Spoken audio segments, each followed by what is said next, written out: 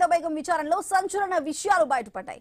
మహిళలను ఉగ్రవాదం వైపు ఆకర్షించేలా ప్రయత్నించారని గుర్తించారు. మహిళలను రిక్రూట్ చేసుకోవాలని సైదా బేగంకు టార్గెట్ పెట్టారని తెలుస్తోంది. 42 మంది అమ్మాయిలను సైదా బేగం రిక్రూట్ చేసింది. వెపన్ ట్రైనింగ్ ఇవ్వాలని ఆదేశించారు. ఖవాటీన్ పేరుతో స్పెషల్ వాట్సాప్ గ్రూప్ ఏర్పాటు చేశారని నిర్ధారించారు. యువతను ఆకర్షించాలని జిహాదీ గ్రూప్స్ ఆదేశాలు ఇచ్చినట్లు గుర్తించారు. లాడెన్, జాకీర్ నాయక్ వీడియోలో సైదా బేగం షేర్ చేశారని విచారణలో తేలింది.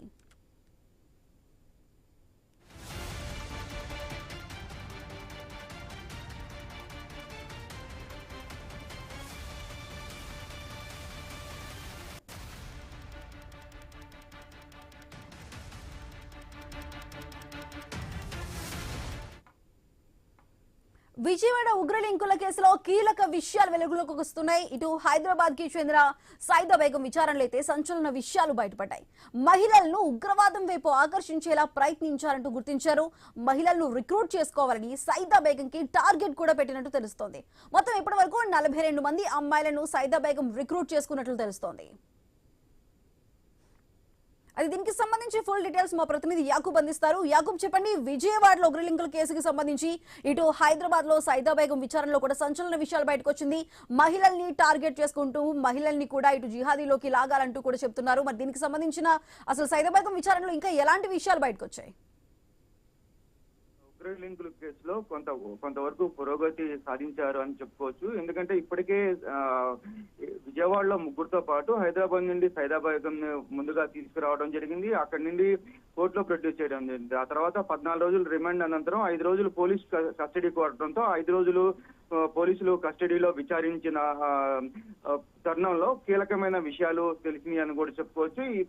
ఈ పరిస్థితుల్లో హైదరాబాద్ నుండి కీలకంగా సైదా బేగం మహిళలను ఆకర్షించే విధంగా, ఎందుకంటే ఇక్కడ పూర్తిగా ఉగ్రవాదానికి పూర్తిగా ఉండేటందుకు ఒక రిక్రూట్మెంట్ కూడా చేసింది. వాట్సాప్ గ్రూప్ ను కూడా క్రియేట్ చేసింది. దాంట్లో సుమారుగా 42 మంది యువత మహిళలే ఉండటం కూడా ఒక ప్రధానంగా కూడా ఇప్పుడు పోలీసులు దాని మీద విచారణ చేస్తున్న పరిస్థితి. అయితే స్పెషల్ గా చూసుకుంటే దీంట్లో ఉగ్రవాదానికి సంబంధించి బయట లాడెన్ తో పాటు జాకీర్ నాయక్ కు సంబంధించిన కొన్ని పోస్టులు దాంట్లో పెట్టడం, ఉగ్రవాదాలకు సంబంధించిన పోస్టులు దాంట్లో పెడుతూ దాని మీద ఫోకస్ చేయడం కూడా జరిగింది. అయితే ఈ సైదా బేగం బయట దేశాల నుండి కొంతమందితో మాట్లాడినట్టుగా కూడా కొంతవరకు పోలీసులు అయితే చెప్తున్న పరిస్థితి. అయితే దీంట్లో కీలకంగా ఈ పరిణామాలు ఇప్పటికే కొంత హాట్ టాపిక్ గా మారాయి.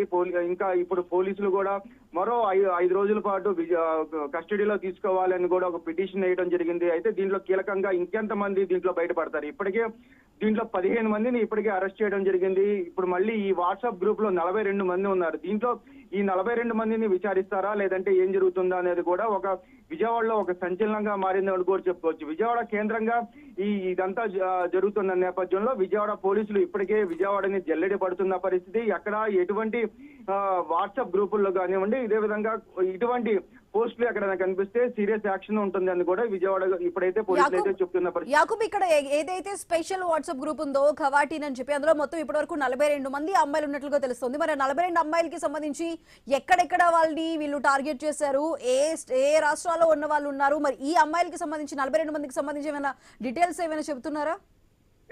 అయితే దీంట్లో ఈ 42 మందిలో ఇప్పటికే యూపీ, మహారాష్ట్ర, అదే విధంగా ఉత్తరప్రదేశ్ సంబంధించిన మహిళలతో పాటు హైదరాబాద్ కి సంబంధించిన కొంతమంది కూడా ఉన్నట్టుగా ఇప్పటికే పోలీసులు చేశారు. దాని మీద ఆ మహిళలు అంటే ఆ పరిధిలో ఉన్న పోలీస్ స్టేషన్లకు కూడా ప్రస్తుతం ఇప్పటికే సమాచారం అందించినట్టు. ఎందుకంటే ఇప్పుడు ఇది ఏపీ విషయమే కాదు, దేశవ్యాప్తంగా ఉన్న విషయం కాబట్టి ఎన్ఐఏ దీని మీద ప్రత్యేకమైన దృష్టి కూడా పెట్టిందని కూడా చెప్పుకోవచ్చు. ఎన్ఐఏ కూడా ఈ కేసుని దర్యాప్తు చేస్తున్న క్రమంలో దీనిలో మూలాలు ఎంతవరకు ఉన్నాయో అంతవరకు కూడా వెళ్లే అవకాశం ఉంటుంది కాబట్టి ఖచ్చితంగా ఆ 42 మందిని కూడా విచారించే అవకాశం ఉంటుంది. అయితే ఆ రాష్ట్రాల పరిధిలో ఉన్న పోలీస్ డిపార్ట్మెంట్లకి ఇప్పటికే ఎన్ఐఏ ఉత్తర్వులు అయితే జారీ చేసినట్టుగా అర్థమవుతుంది. అయితే ప్రస్తుతం విజయవాడలోని ఇంచిపేట సంబంధించిన 3 యువకులతో పాటు విజయవాడలో మరో 8 మందిని ఇప్పటికే అదుపులో తీసుకోవడం జరిగింది. ఇప్పటికే 14 మందిని ఇప్పటికే అరెస్ట్ చేయడం జరిగింది. ఈ 14 మంది కూడా ఇప్పుడు రాజమండ్రి సెంట్రల్ జైల్లో ఉన్నారని కూడా